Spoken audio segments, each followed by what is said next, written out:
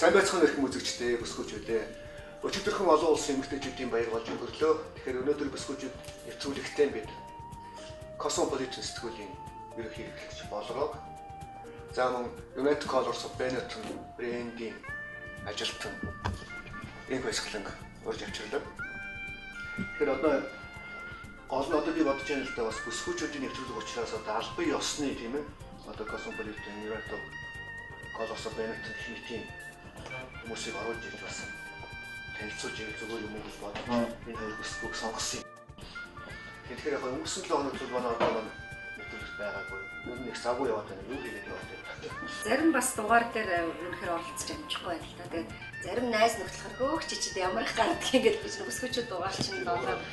Тэгээд нэг хэсэггүй би одоо энэ нэвтрүүлэгт ороход боломжгүй болчихлаа. Ингээд цаг зав бахантай гэхээр бас хүмүүсгүй таны нэвтрүүлгийг аяг үздэг ш. Тэгээд байнга интернетээр аяг мэдээлэл ирдэг. Би ч орой ажиллаад харж очиод нөгөө хүмүүстэй баахан зөвлөгөө өгдөг, одоо зөвлөмж өгдөг, асуултанд хариулдаг юм ажил болсон. Тэгээс хүн иргэдэд хүрээд тийм ээ бүсгүүчүүд бас энэ нэвтрүүлгийг сонирхоод надад бас хандчаад би бас их баярлалтай л да. Тийм учраас яаж ирээд завгуулж байсан цаг зав гаргаад бас оролцчихъя гэж боддгийн. Тэгэхээр бид нар бол бас эмэгтэйчүүдийнхаа сэдвийг ярихгүйгээр тийм өнөөдөр өөрийн тухай ярих уу?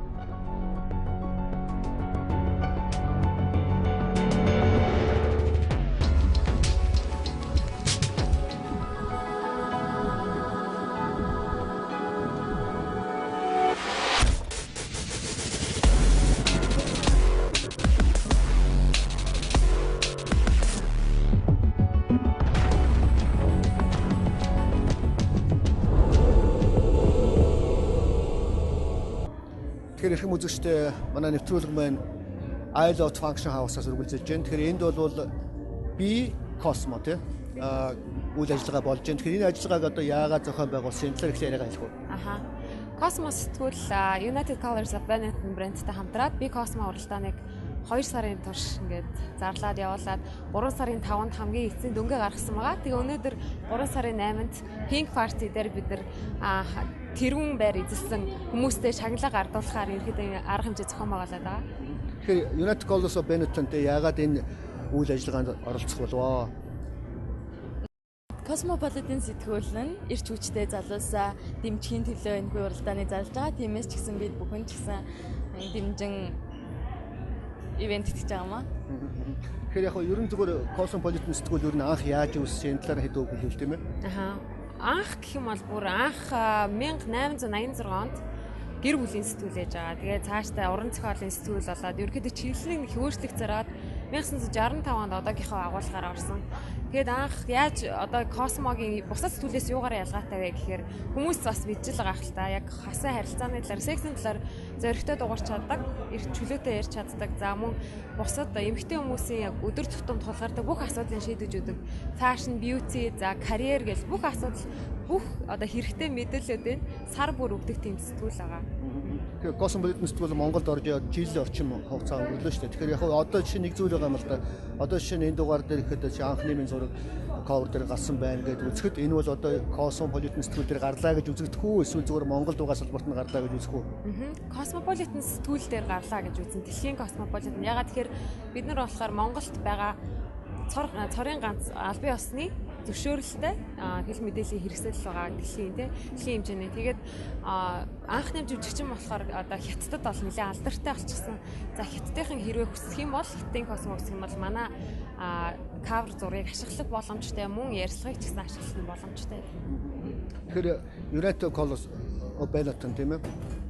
Монголд мөн орж ирээ бас жил орчим болж явах шиг байна. Өөрөөр чинь одоо Италид яг тэр head office дээр ажилладаг гэж сонссон тийм. Тийм манайхаа United Colors of Benetton 2010 оны 9 сарын 21-нд нээсэн. Тийм би Италид яг офис дээр нь ажиллаж байгаа одоогоор. Тийм. Тэгэхээр одоо хизээ ирэх үед тэн дээр нь байгаад байх юм уу? Хэр зэрэг удаан байж байгаа тэн дээр нь? Би бол одоогоор 9 сараас л эхэлж байж байгаа. Тэгээд Benetton яг өөрийн биеэр нээлтэн дээр хүрэлцэн ирэхдээ ингээд Монголоос ямар нэгэн хүнийг байлгах уу гэж тэгжсэн. Тэгээд би сонгогдоод явсан. Тэгээд би бол одоо жилийн дараа л хурж ирж дэлгүүрээ бүр илүү гоё болгож явъя гэж бодож байгаа. Тэгэхээр яг одоо шинэ Colosso Benetton гэхээр зөвхөн Европын нэлээд өнгөлөг тийм залуучууд хандсан иймэрхүү загвар байдаг шүү дээ. Тэгэхээр одоо Аз хүмүүст, Монгол хүмүүст одоо зориулсан тусгай зүйл гэж байх уу? Яаж сонголтоо хийдэг юм тийм ээ? Тэндээс одоо бүх бараагаа бол Италиас татж байгаа шүү дээ, тийм. Яг Монгол гэсэн тусгай юм байхгүй. Одоо жишээлбэл Монгол хүмүүс жижигхэн айрц маягаар юм хийхгүй. Яг л дэлхийн стандартаараа одоо манайх яг ингээд Италид яг ямар одоо загвар гаргаж байна. Яг тэр нь манад хизээч байсан өнөөдөр маргааш та очиод үзсэн ч гэсэн яг ижилхэн байх ёстой. Тэр журмаар явдаг. Тэгэхээр яг одоо космополитен сэтгүүл тийм ээ. Зүгээр анзаарж байхад бол би бол эрэгтэй хүн мэдээж үргэлж уншаад байхгүй л да. Зүгээр манай эхнэр өдөр харж ил байдаг л да. Харж байхад ер нь нэлээд тийм өнгөлөг сэтгүүл харагддаг л да. Тэгэхээр ер нь одоо шинэ тийм цаанаасаа бүр заасан зүйл байна уу? Одоо тийм өнгө болохгүй, тийм өнгө болно, ийм фонд ширээтэй хэрэглэн ч гэдэг юм уу? Ягаад гэвэл энэ бол би ягаад энэ асуугаад нэхэ зэрэг Монголдо одоо албан ёсны байгаа ганц сэтгүүл шүү дээ. Зүгээр яг нэг Playboy сэтгүүл орж ирэх гэж байна гэсэн нэг яриа байсан. Тэр нь үнэн худал нь одоохондоо мэддэхгүй байгаа тийм. Космос сэтгүүл болохоор өөр ингэсэн брэнд бүхтэй байдаг. Тэрхүү брэнд бүхийг болохоор бүх орны хувилбарууд нь даган мөрдөж идэг. Бид ч гэсэн даган мөрдөг. Космогийн өнгө гэж байдаг. Уншигчид бол анзаарсан бахлаа дандаа л тод өнгөж өнгөж байдаг. Ашиглаж болохгүй фонтууд гэж байдаг. За тэгээд мөн бас хүмүүстэй ч гэсэн тавигдах шаардлага байгаа. Дизайнер бол яг ийм хүн байх хэрэгтэй, редактор гэж ийм хүн байх хэрэгтэй гэдэг дандаа өндөр босхтой заасан юмнууд байгаа. Тэгэхээр одоо жишээ нь одоо макета хийхдээ ч юм уу бүх зүйлсүүдээ бол эхлээд хийчихад төв офис руу явуулж ийж зөвшөөрөл авч ийж хэвлэгдэнэ гэсэн үг үү? Ер нь бол анх бол бид нар яг анхны дугаараасаа бараг за 6-7 дахь дугаар хүртэл өдөр болгон бараг нүүр бүрээг явуулдаг байсан л та. Одоо болохоор бид нар бас бие даасан болчиход байгаа. Бас гартаа оруулчихсан байна. Сүүлд 12 сард 7 хэсгийг хариуцсан захирал Патрик Брэн эрэхтэй хэлжсэн л да. Монголын хувилбар бол маш хурдан бие даасан байна. Маш космо брендийг маш хурдан ойлгосон маань уншигчд гэсэн маш хүрсэн байна гэж хэлж байгаа. За тэгэхээр одоо ингээд ирэх үзэгчтэй одоо студи рүүгээ эргээд оръё.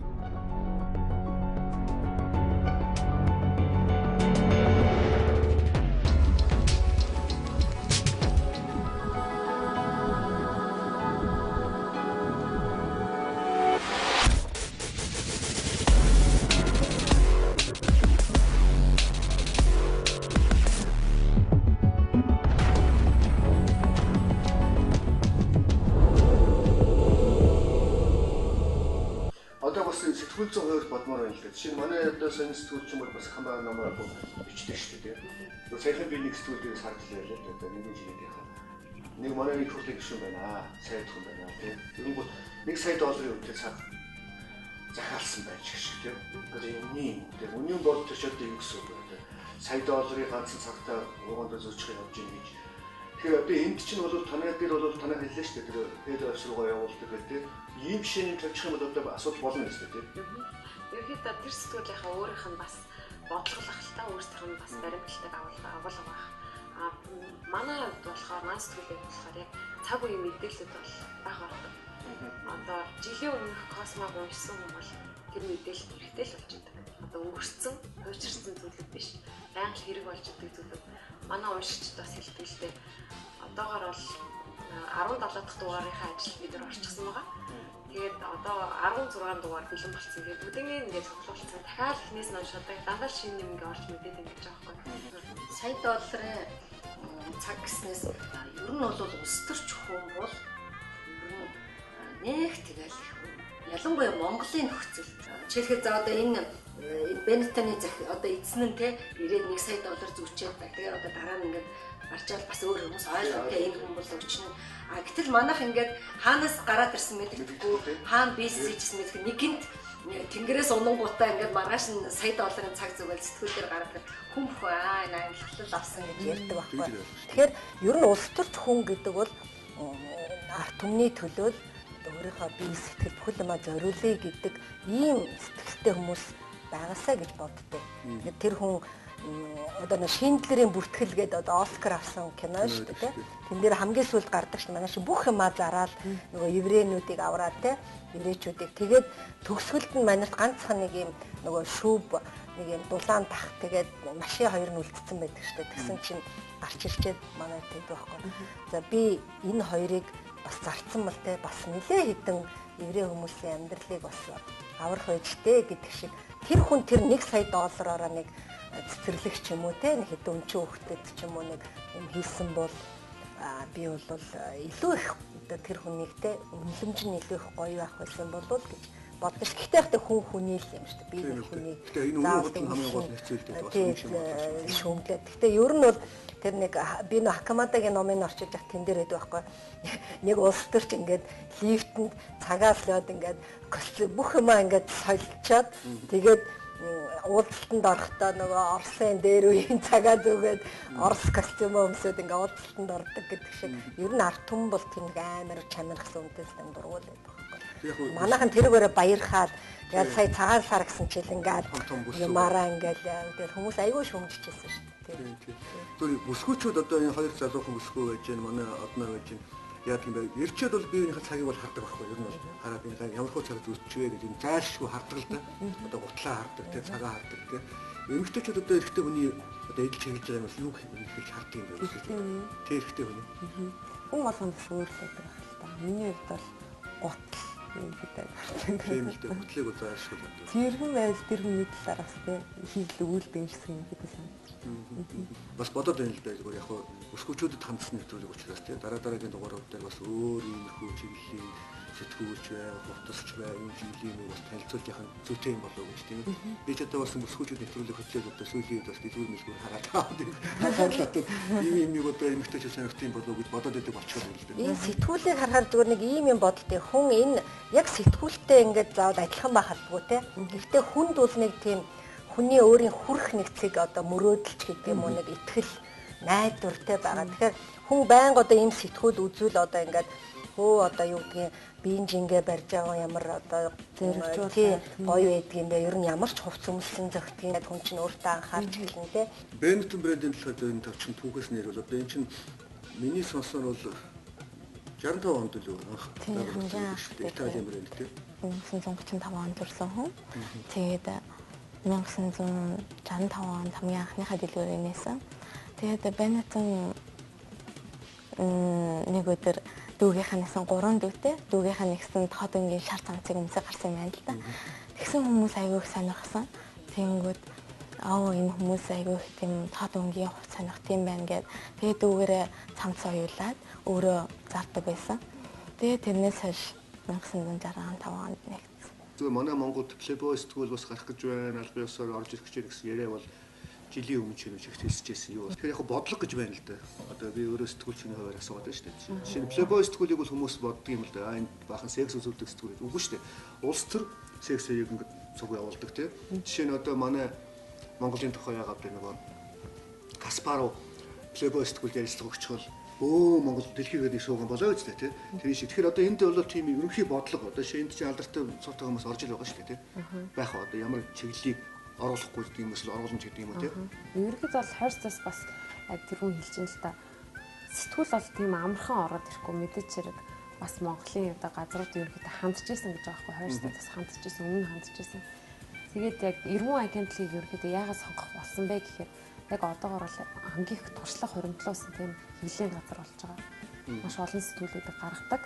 За тэгээд борлуулалтын суган ч гэсэн маш олон их олон төлөлтийн газрууд их байгаа. За маш тийм мэрэгсэн багууд байна. Манад яг сэтгүүл дээр ажиллаж байгаа хүмүүс маань дээр мэрэгсэн зурагчтай байна. За дизайнерууд байна. Манай фэшн редактор, бьюти редактор надад тусгаарсан одоо ажлыг хариуцсан хүмүүсүүд байж идэг. Тэгээд тэр яг тэр одоо өөрсдийнхээ ажлыг хийх тийм болцоог нь манай Ерман гэдэг өөрөө бас гоё гаргаж өгдөг. Тэгээд гаргаж өгдөг. Тэгээд бас түрүүн хэлжсэн л да нөө Benetton-ы хүн ирсэн шиг тэгээ анх үүсгэн байгуулсан хүн ирсэн шиг Космогийн гол Аз нөхөн долоо ерөөхдөө энэ хэсгийг хариуцсан хүн бас Монголд ирж байсан. 3 удаа бас ирж байсан. Тэгээ хамгийн сүүлд сая 11 сард ирээд бидний бас одоо бараг 1 жилийн ажлыг дүгнээд ярилцаад тэгээд бидний ажлыг бол маш сайн болсон байна гэж хэлжсэн л да. Ерөөхдөө бусад орнуудтай ингээ харьцуулахад маш хурдан бие даагаад ингээ цаашаа ажиллаа аваад явж байгаа гэж иржсэн. Тэгээ түрүүн өөрөө ч асууж байгаа ерөөдөө бас ингээд цензур байдаг уу гэж хэлж байна. Тэгээ ерөөдөө бод байгаа. Насны яг нөгөө тогтцсон юу байна л да, зорилтод нас гэж байна. Тэр маань болохоор 18-аас 35 насны ерөөдөө тэгж Ажлыг уншина гэж бодож байгаа. Уншина гэж бодог. Тэрнэртэй зориулж юм одоо нийтлэлүүдийг бэлтгэж байгаа. Тэр олон улсын эмэгтэйчүүдийн баяр гэж одоо манайхан Орос манай хоёул ярьдаг шүү дээ. Энэ ер нь яг одоо яг үнэхээр одоо энэ чинь манай энэ социалист хуучин социалист лагерийн орнуудад ингэж хэмдэглээд байна уу? Дэлхийд яаж хэмдэлдэг юм уу? Яг ер нь олон улсын дэлхийн гэж ярьдаг юм л та. Би бол нэлээд олон гадаадын орноор явж ирсэн. Би 3 сарын 8-нд бол гадны орноор тэмдэглэж байхыг мэдэхгүй юм байна. Клара Зэтгэн одоо эрхийг хамгаалах өдөр гэж жагсаал тэгэл тэрнээс хойш эрхийг хамгаалах өдөр гэж тэгээд бусад оронд нэг тэмдэглэж яадаг юм шиг байл шүү дээ. Социалист орнуудад яг нөгөө тэр эрхийг эмэгтэй хүний эрх гэдэг утгаар нь ярьсан. Тэгэл жилдээ нэг удаа эмэгтэйчүүдийн одоо тийм 91-ийн баяр тэмдэглэчихийг л тэрнээс үүдэл тэмдэглэдэг болсон. Гэтэ манайх бол бас арай хэтэрхий бүр өргөн дэлгэр тэмдэглэх юм аа. Бүр арай дэндүү. Манайд ерөөсөө баяр гэхээр шүү дээ. Дандаа нэг байгууллага дээр оллуулаа найрагдсан гэхдээ одоо шинэ жилээр гэх чинь одоо Крисмас гэд баяр чинь гэртээ гоё те тэр өдөр Крисмас гэртээ хоол идэл гэдэг чинь манайх чинь байгууллага болгон нам болгон эвсэлгэн за бараг л нэг хэдэн хүн нийлээл манай бүсгүйчийн нэвтрүүлгийнх нь арай бас нэг тустай хийхгүй тэгээд тэгээд энэ байгууллага за цагаан сар гэдэг чинь эн чинь бас л нэг ахмадуудтайгаа золгодог насны ахмад насны одоо баяр шүү дээ. Тэгээд манайхан чинь малаа малжуулж жилдээ нэг удаа нэг те одоо очдөг байсан малчтын баяр. Тэгэл манайх чинь энийгээ ингээл бас л ингээл өргөжүүлээд одоо тэгэл март гэл байгууллага болгол март гэж. Одоо хэд өнөөдрөөс ирчүүдийн баяр болно шүү дээ цаа чинь тий. Зүгээр яг сонирхолтой баяраас нэр үнэхээр нэр залхаж байна. Тийм баяраас баярын хооронд амьдраад байгаа мó гэж боддог шүү дээ манай Монголд бол.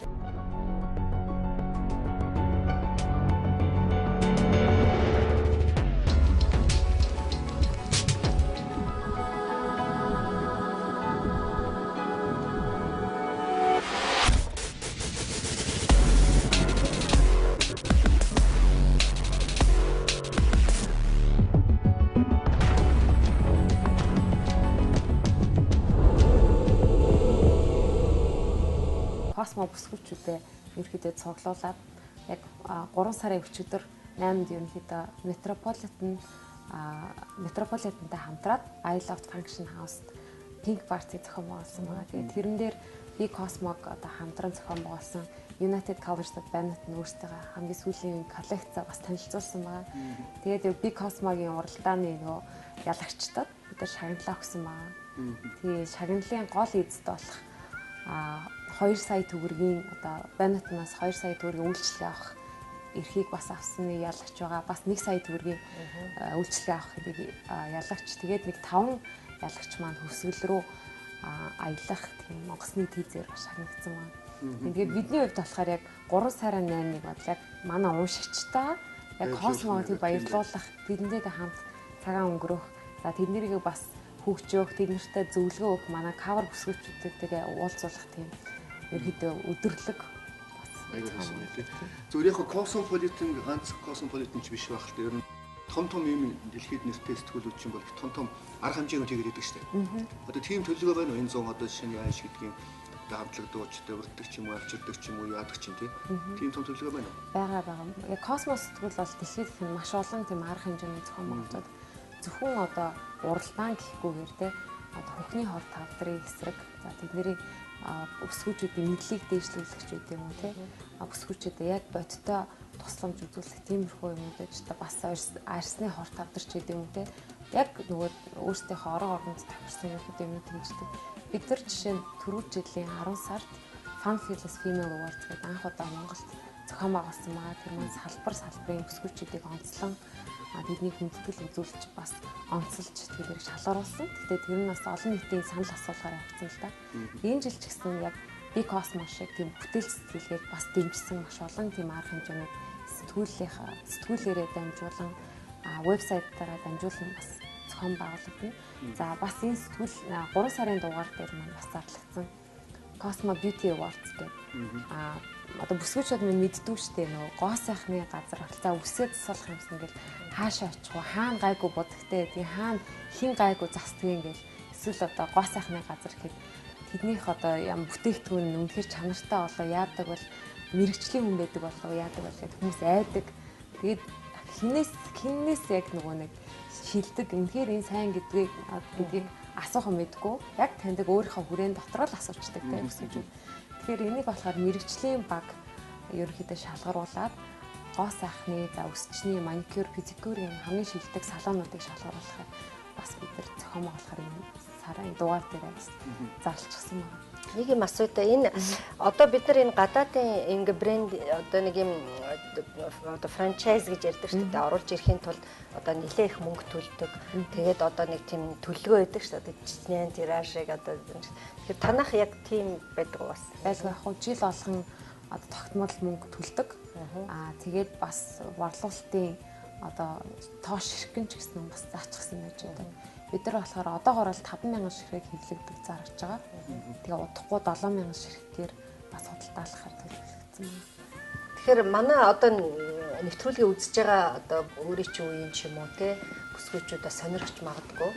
Одоо яаж те одоо Монгол ийм залуу эмэгтэй энэ дэлхийн энэ том брэнд одоо брендийн одоо компанид одоо Италид ингээд тэр төв оффист нь ажилладаг юм бол ямар шалгуураар яаж яваад очсон бол тэр нь тэнд ер нь одоо ямар бүсгүйчүүдийн амьдрал одоо манай бүсгүйчүүдийн амьдрал одоо ямар ялгаад нэлээд хүмүүс бас тэр талаар их сонирхтой юм л да чи тэр талаар. Би надад хамгийн сүүлийн удаа эрэхтэй нээлтэн дээр эрэхтэй яг ингээд дэлгүүрээ үзэл сонирхож байхдаа захирлаа юм батаас асуусан. Танад ингээд одоо яг Монголд ингээд аль бие ёсоор салбарчин байгаа юм чинь танахаас ямар нэгэн хүн очиж манай Итали яг аюугийн оффист нь очиж үзэхгүй мүү ажиллаж үзэхгүй мүү гэж санал болгосон байхгүй. Тэгэхэд би яг тэр үед оюутан байсан. Тэгээд тэр үед аюу азтай байсан л да тийм байж. Би Кипр гэдэг улсад оюутан байсан. Тэгээд зуны амралтаар 49 сар би арай яваагүй байсан. Тэгээд тэр үед би сонсчод аюу баярлаад би хажууд нь тэгээд намайг сонгосон байхгүй юу. Тэгэхэд тэр бол аюу азтай л явдлаасан гэж бодож байна. Тэгээд би ажил дээрээ очиход Итали телевизод очиход хүмүүс надад чи яг яагаад ингэ орчвоо яавсан бэ гэдэг аюу олон хүмүүс хүсэж орохыг хүсдэг. Тэгээд би аюу азтай байсан. Тэрэндээ аюу их баяртай байгаа. Тэгээ одоо тэнд ер нь яа баян амьдраад явах уу эсвэл бас сургуультай явах уу Кипр руу?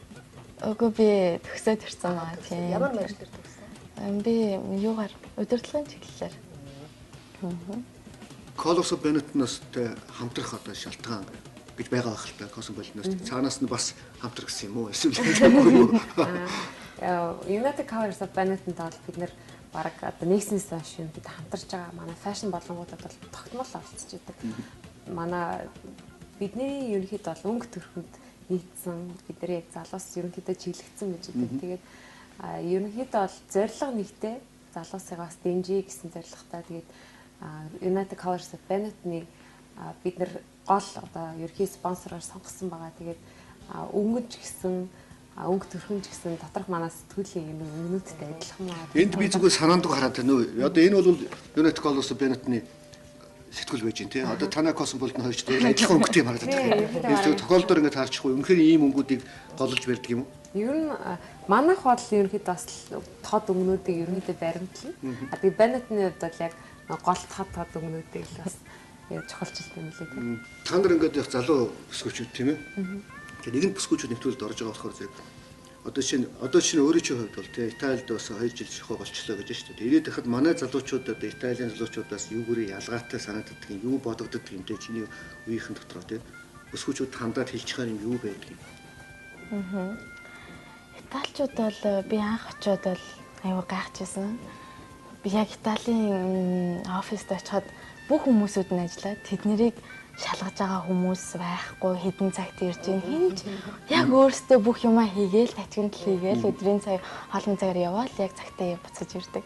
Би би бүр гайхажсэн. Тэр айгүй ер нь цаг баримтлал нь яс баримтлал нь айгүй ажилласан хүмүүс. Тэгэхээр танаа ингээд рекламыг телевизээр харж байхад тийм нэг сонин гаж реклам санагдаад байдаг чинь ижил хөөснүүд ингээд үзэж байгаа ч юм уу. Тэгэхээр манай одоо Монголын нөхцөл та нар одоо бас ямар онцлогоор ер нь рекламуудаа хийгээж байна. Ер нь ягаад тийм гаж зориуд хүмүүс үзүүлэх гэж гэдэг үү те?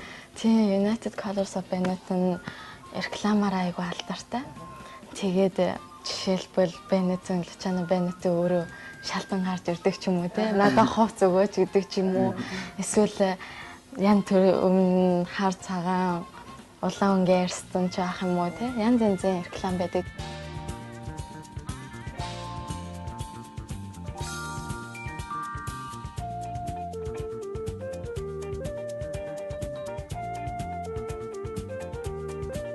зөв Cosmopolitan-ы бол дандаа бүсгүүчүүд ажилладаг гэж сонссон юм. Үнэн үү? Одоо төв офстон те? Үгүй. Бид нар Cosmo-ыг анх гарч эхлэхээс өмнө бас Нью-Йоркт төв офс дээр очиж сургалтанд суусан л та.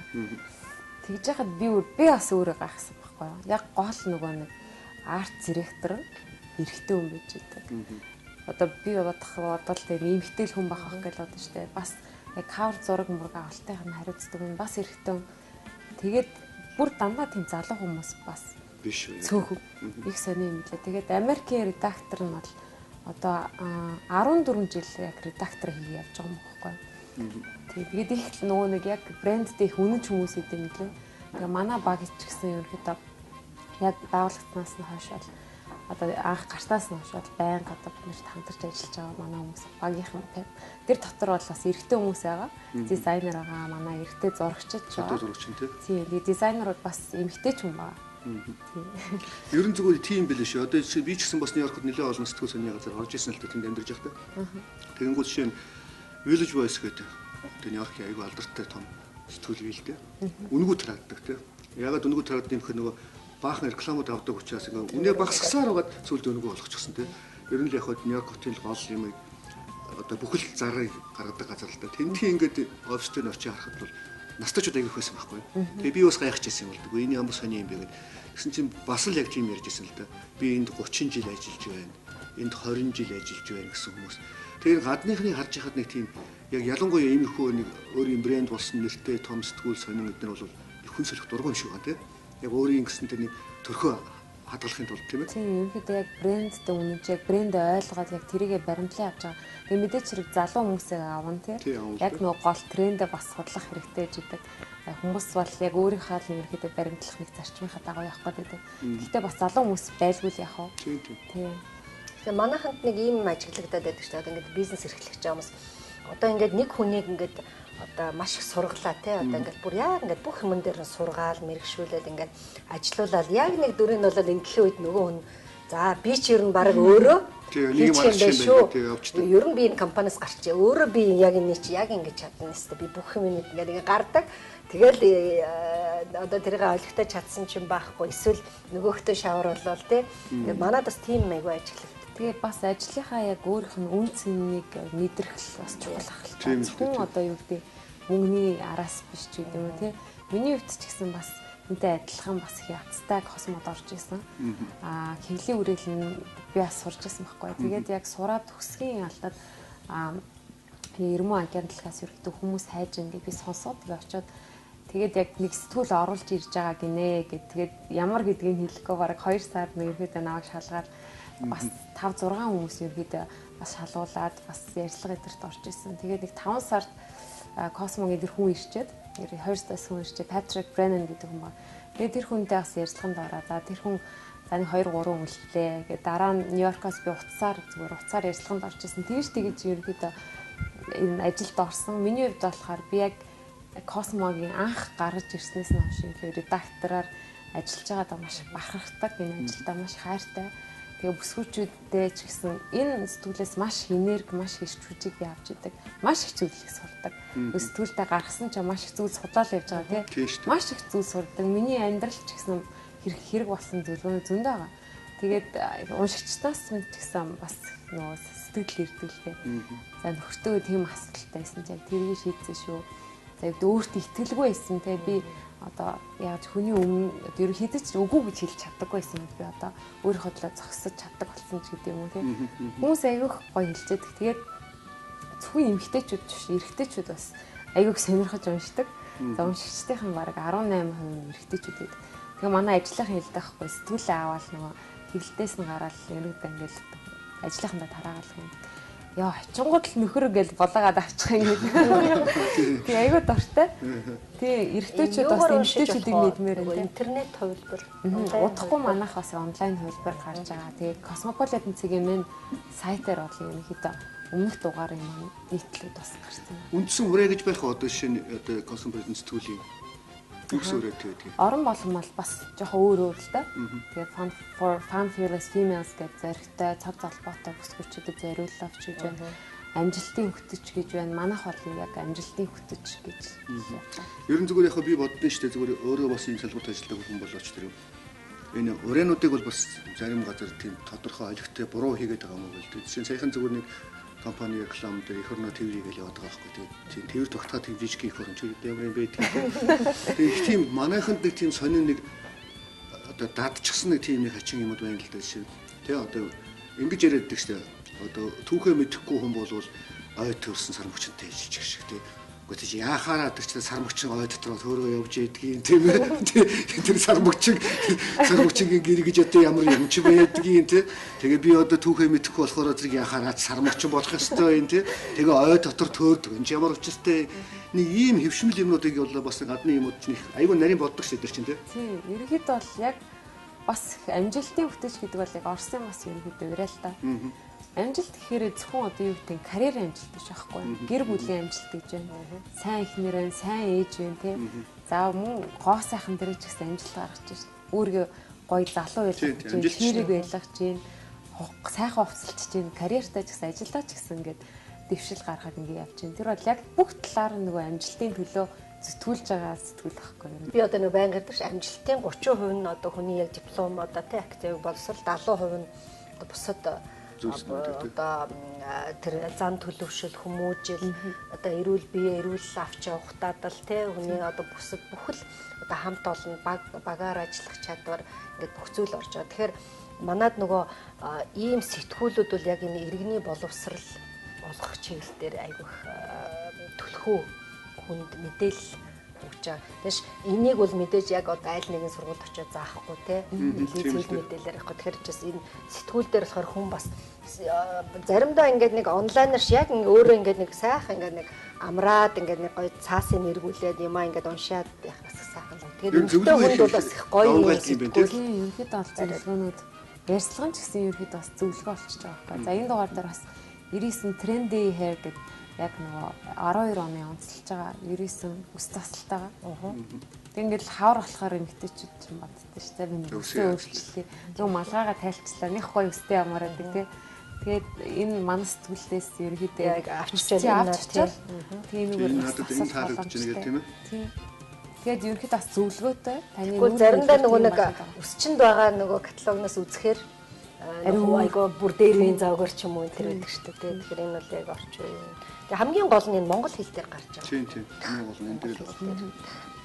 За тэгэхээр өнөөдрийн дугаарыг бол бид нар эмэгтэйчүүдэд зориулаад, бүсгүүчүүдэд зориулаад их тийм энгийн байлгыг гэж шийдсэн.